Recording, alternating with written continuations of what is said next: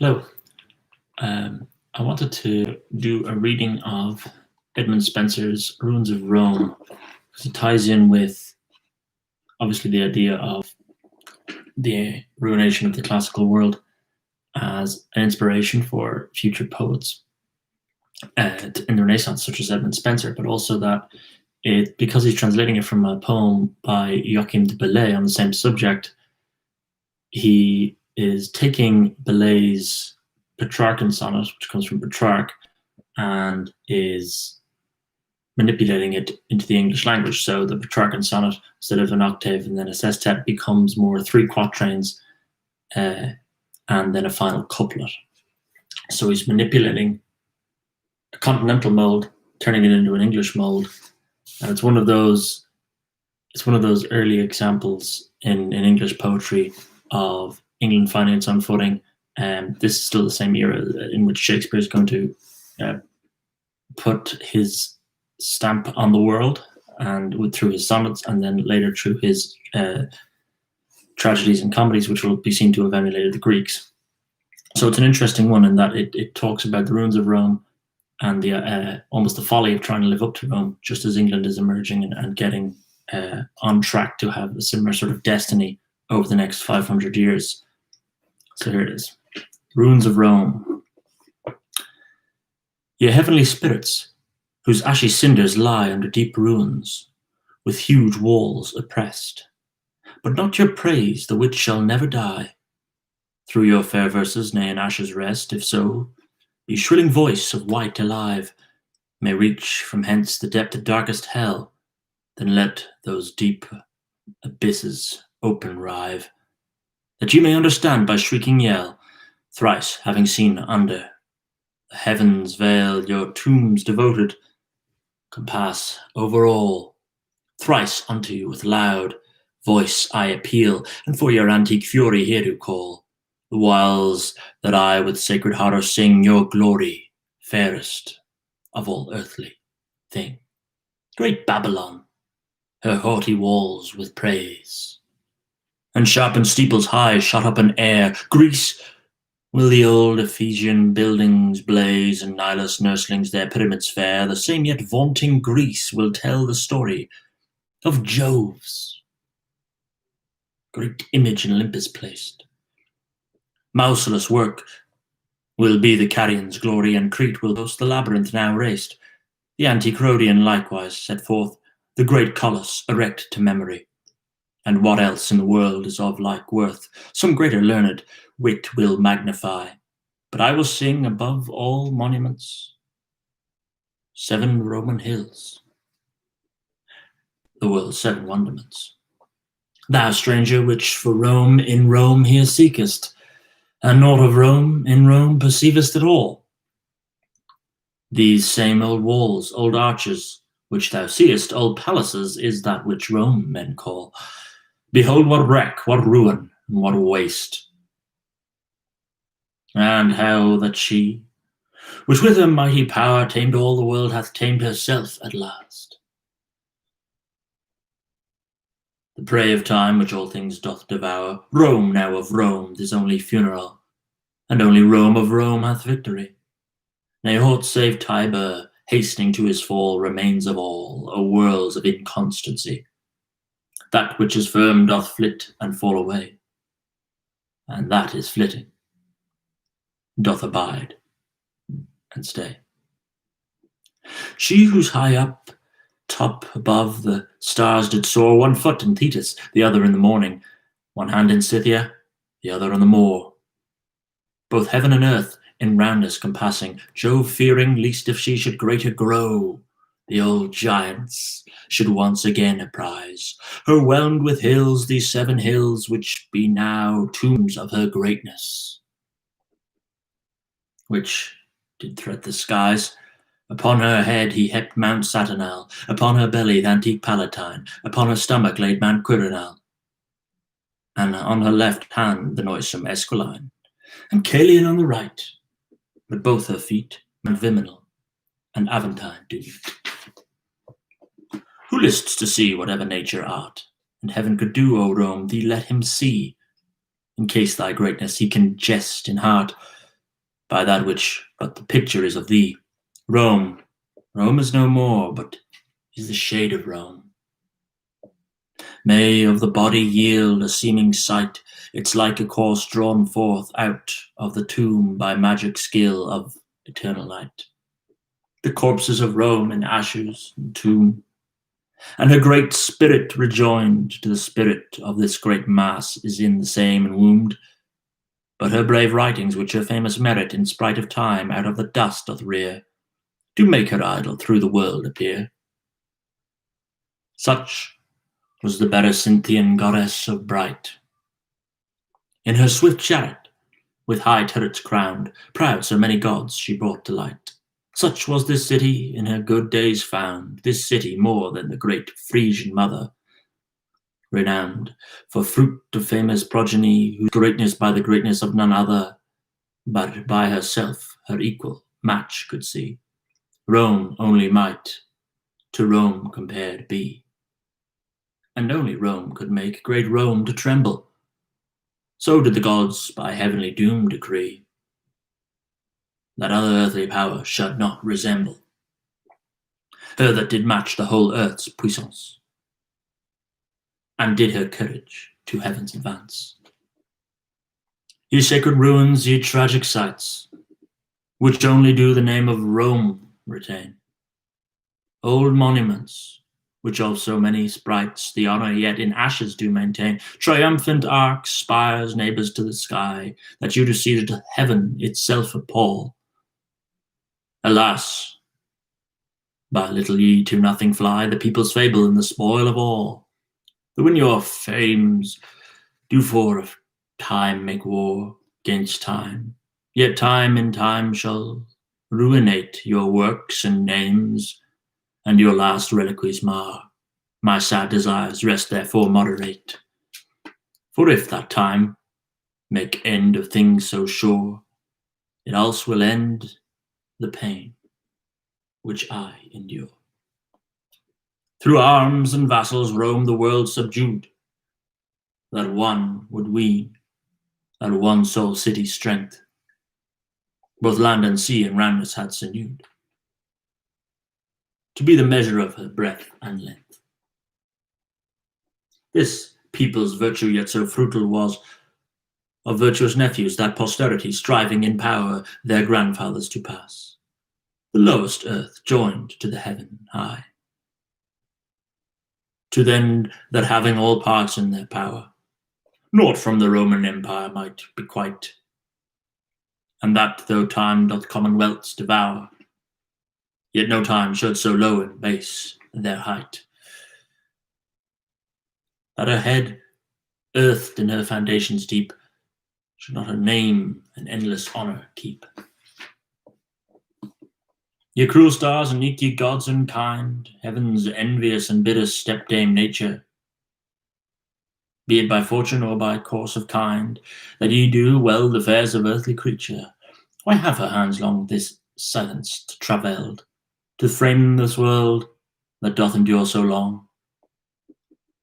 Or why not these Roman palaces, made of some matter no less firm and strong? I say not, as the common voice doth say, that all things which beneath the moon have being and temporal and subject to decay, but I say rather, though not all agreeing with some that ween the contrary in thought, that this whole shall one day come to naught. As that brave son of Aeson, which by charms achieved the golden fleece inculcated land, out of the earth engendered men of arms, of dragon teeth sown in the sacred sand, so this brave town that in her youthly days, and Hydra was of warriors glorious, did fill her renowned nurslings praise, the fiery sons, both one and other house. But they at last, there being not living, and Hercules so rank seek to repress amongst themselves so cruel furies striving, mowed down themselves with slaughter merciless, renewing in themselves that rage unkind which whilom did those earth-born brethren bind. Mars shaming to have given so great head to his offspring, that mortal puissance, puffed up with pride the Roman hardy head, seemed above heaven's power itself to advance. cooling again his former kindled heat, with which he had those Roman spirits filled, did blow new fire, and with inflamed breath, into the Gothic cold hot rage instilled. Then gan the nation, the earth's new giant brood, to dark abroad the thunderbolts of war, and beating down these walls with furious mood, into her mother's bosom all did mar. To the end that none, all it was Jove his sire, should boast himself of the Roman Empire. Like as whilom the children of the earth heaped hills on hills to scale the starry sky and fight against the gods of heavenly birth, while Jove at them his thunderbolts let fly. All suddenly, with lightning overthrown, the furious squadrons down the ground did fall, and earth under her children's weight did groan, and heaven's in glory triumphed over all. So did that haughty front, which heaped was on such 7 hills, its safe uprear over the world, and lift her lofty face against the heaven that gan her force to fear. But now these scorn's fields bemoan her fall, and God secure fear not her force at all. Nor the swift fury of the flames aspiring, nor the deep wounds of victorious raging blade, nor ruthless spoil of soldiers' blood desiring, the which so oft the Rome their conquest made, ne stroke on stroke of fortune variable, ne rust of age, hating continents, nor wrath of gods, nor spite of men unstable, nor thou opposed against thine own puissance, nor horrible uproar of winds high blowing, nor swelling streams of that god's snaky paste, which hath so often with his overflowing thee drenched, have thy pride so much abased. But that is nothing which they have thee left, makes the world wonder what from thee they reft. As men in summer fearless pass the ford, which is in winter lord of all the plain, and with his trembling streams doth bear abroad the ploughman's hope and shepherd's labour vain. And as the coward beasts used to despise the noble lion after his life's end, whetting their teeth and with vain foolhard eyes, daring the foe that cannot him defend, and as the Troy, most dastards of the Greeks, did brave the corpses of Hector cold, so those which whilom wont with pallid cheeks the Roman triumphs glory to behold. Now on these ashy tombs show boldness vain, and conquered dare the conqueror disdain. Ye pallid spirits and ye ashy ghosts, which joying in the brightness of your day, brought forth those signs of your presumptuous boasts, which now their dusty relics do bewray. Tell me, ye spirits, sit the darksome river of Styx, with not passable souls returning, enclosing you in thrice 3 wards forever, do not restrain your image still mourning. Tell me then, for perhaps some one of you, yet here above him secretly doth hide, do ye not feel your torments to accrue, when ye sometimes behold the ruined pride of these old Roman works, built with your hands, now become not eels, but heaped sands? Like as you see with wrathful sea from far in a great mountain heaped with hideous noise, eftsoons of 1,000 billows shouldered nigh against a rock to break with dreadful poise, like as ye fell, Boreas, sharp blast, tossing huge tempests through the troubled sky, eftsoons having his wide wings spent in wast, to stop his weary care suddenly.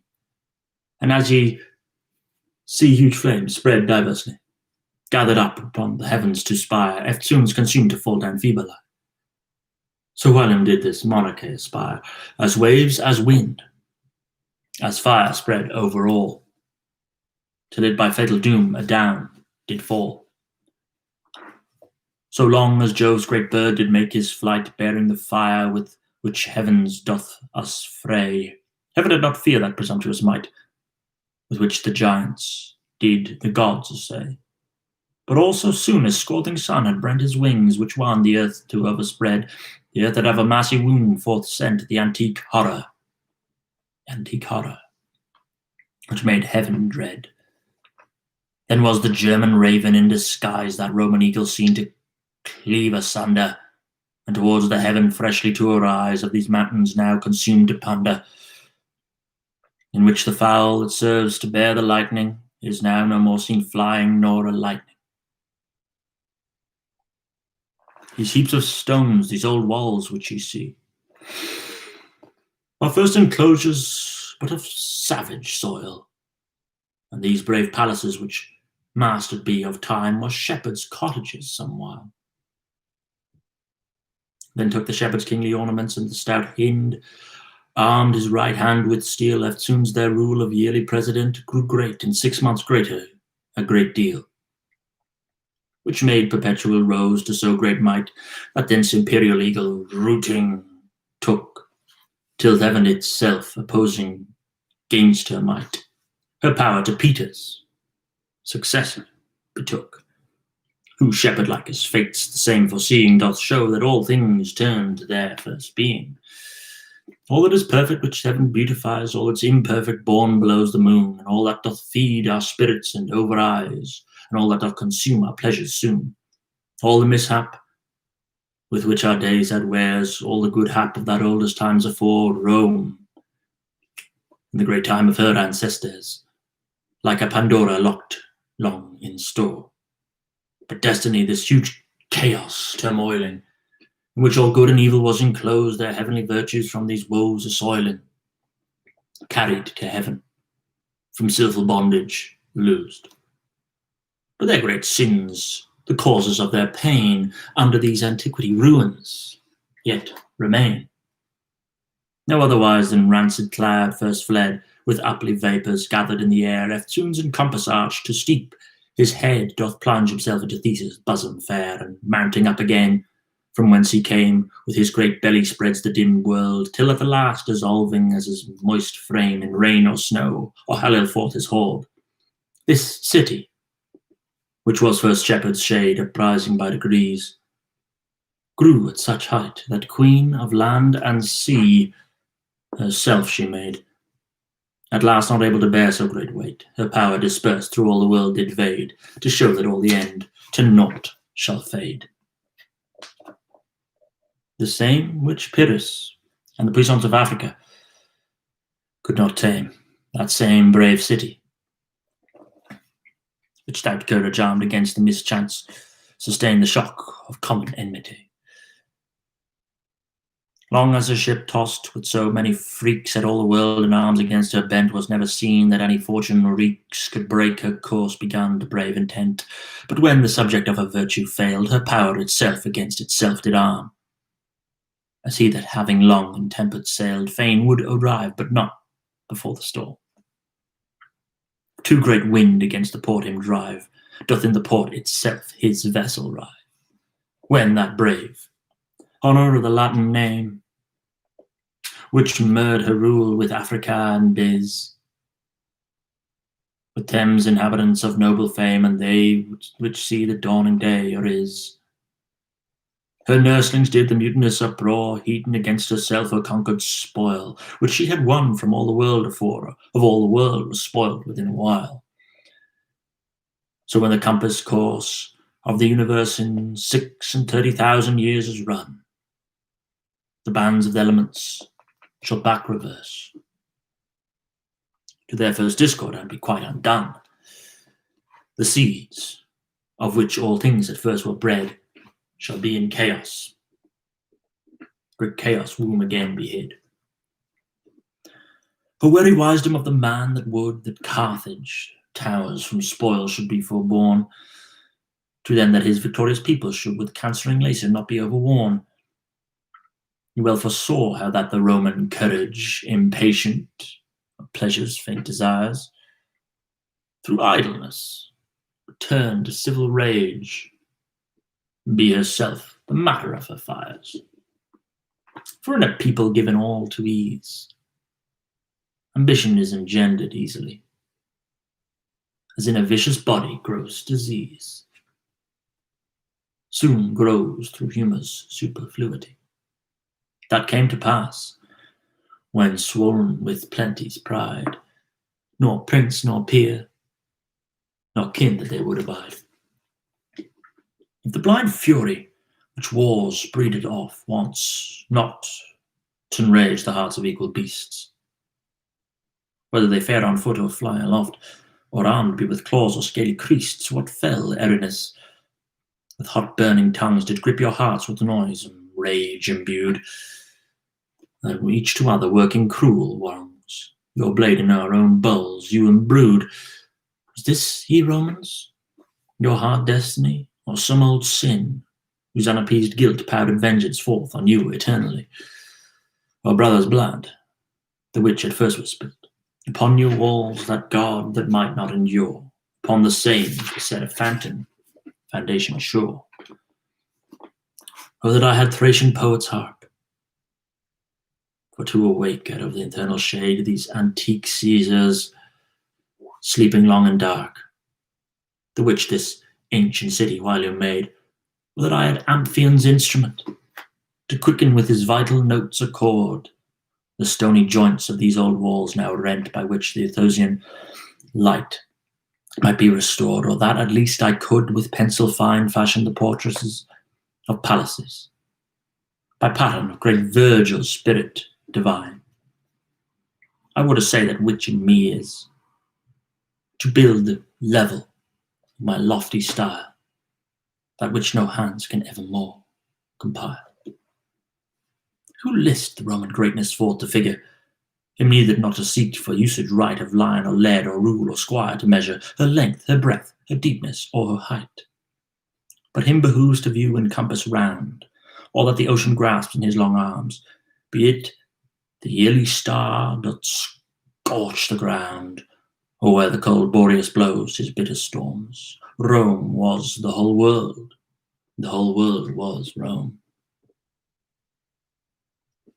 And if things named their names do equalize, when land and sea ye name ye Rome. And naming Rome ye land and sea comprise, for the ancient plot of Rome displayed plain, the map of all wide world doth contain. Thou that at Rome astonished dost behold the antique pride which menaced the sky, these haughty heaps, these palaces of old, these walls, these arcs, these baths, these temples high. Judged by these ample ruins, view the rest, the which injurious time hath quite outworn, since of all workmen held in reckoning best. Yet thee of old fragments are for patterns born. Then will also mark how Rome from day to day, repairing her decayed fashion, renews herself with buildings rich and gay, that one would judge that the Roman demon doth yet himself with foothold, hand in force, again on foot to rear his paltry course. He hath a great oak dry and dead, yet clad with reliques of some trophies old, lifting to heaven her aged hoary head, whose foot in ground hath left the feeble hold, but half disbowled lies above the ground, showing her reed roots and naked arms, and on the trunk all rotten and unsound, only supports herself for meat or worms. And though she owe her fall to the first wind, yet of the devout people is adored, and many young plants spring out of a rind, who such an oak hath seen, let him record, that such this city's honour was of yore, amongst all cities flourished much more. And all that which Egypt whilom did devise, and all that which Greece their temples to embrave after the Ionic, Attic, Doric guise, or Corinth still in curious works to grave, all that Lysippus practic art could form and frame. Apelles' wit, or Phidias' skill, was wont the ancient cities to adorn, stain. Heavens with itself her wide wonders fill, all that which Athens ever brought forth wise, all that which Africa ever brought forth strange, all that with Asia ever had a prize, was here to see. A marvellous great change. Rome, living, was the world's sole ornament, and dead now is this world's sole monument. Like as the seeded field green grass first shows, then from green grass into a stalk doth spring, and from a stalk into an ear forth grows, which ere the fruitful grain doth shortly bring. And as in season dew the husband mows, and waving locks of those fair yellow hairs which bound and shaves, and laid in comely rows upon the naked fields and stacks he rears.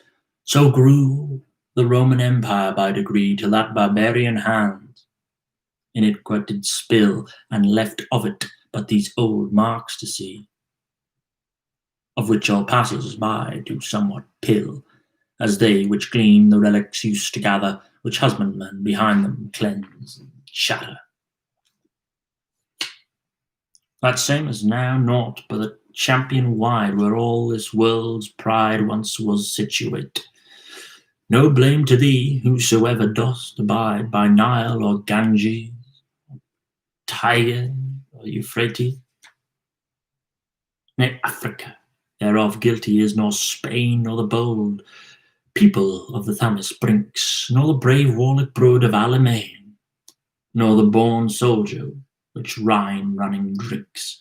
Thou only cause, O civil fury art, which sowing in Thamathian fields thy spite, didst arm thy hand against thy proper heart, to then and that when thou wast in greatest height, to greatness grown, through long prosperity, thou then down mightst fall more horribly. Hope ye my verses that posterity of age ensuing shall you ever read? Hope ye that ever immortality? So, mean harps, work my challenge for her meed, if under heaven any endurance bar. These monuments, which, not in paper writ, but in porphyry and marble do appear, might well have hoped to have obtained it. Natheless my lute, from whom Phoebus deigned to give, cease not to sound these old antiquities. For if that time do let thy glory live, well mayst thou boast, however base thou be, that thou art first, which of thy nation's song, the old honour of the people, gowned long. Lenbor. Belay, the first garland of free poesy that France brought forth, through fruitful of brave wits, well worthy thou of immortality, that long hast travelled by thy learned writs. Hold Rome out of her ashes to revive, and give a second life to dead decays. Needs must he all eternity survive, that can the other give eternal days. Thy days therefore are endless, and thy praise excelling all that ever want before. And after thee gins Bartas, high to raise his heavenly muse, the Almighty to adore. Live happy spirits, the honour of your name, and fill the world with never dying fame.